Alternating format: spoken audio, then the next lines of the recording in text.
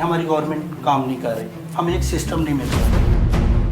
एक ये कैसे हो सकता है कि इधर हमारा बच्चा जलील हो रहा है डिग्रियों के पीछे, वही यूएसए चला जाता है, उसको 4 पंख लग जाते हैं। ऐसा क्या होता है?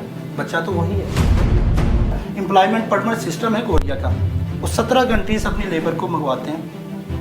पहले नंबर पे पाकिस्तान का नंबर सिर्फ 1% है उसमें।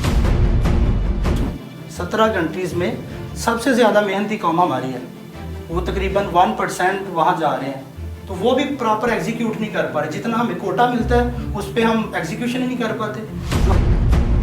जो हमारे अदारे हैं उनकी ऐसी नाअहली है कि जो काम 5 मिनट का होता है, जितना मेडिकल है, बच्चे टेस्ट पास करते हैं, वो मेडिकल होता है, उसका डाटा पुट करना होता है पोर्टल के ऊपर। ईपीएस का जो एम्प्लॉयमेंट परमिट का पोर्टल है, ये 3-3 माह लगा देते हैं, वहाँ पे वो डाटा नहीं अपलोड होता।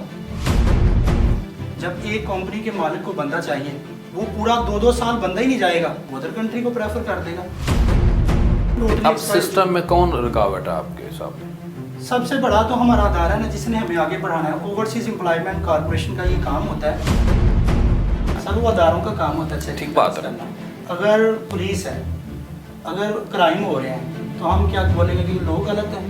नहीं भाई, हम पुलिस को पूछेंगे कि आपका काम है, ये क्या हो रहा है। आपने जहाँ से बात शुरू की थी, पहले तो ये कि आबादी कंट्रोल करें इस मुल्क के अंदर। चलिए हम बहुत अच्छे दूध के धुले हो जाएं। मैं आपको इंटरप्ट कर रहा हूँ। ये काम आप नहीं कर रहे। हम दूध के धुले हो जाएं। इस आबादी को हम ताकत क्यों नहीं बना रहे? वही पॉपुलेशन अब आबादी को नहीं जी, आबादी कम कर दो, अच्छा सिस्टम नहीं देना।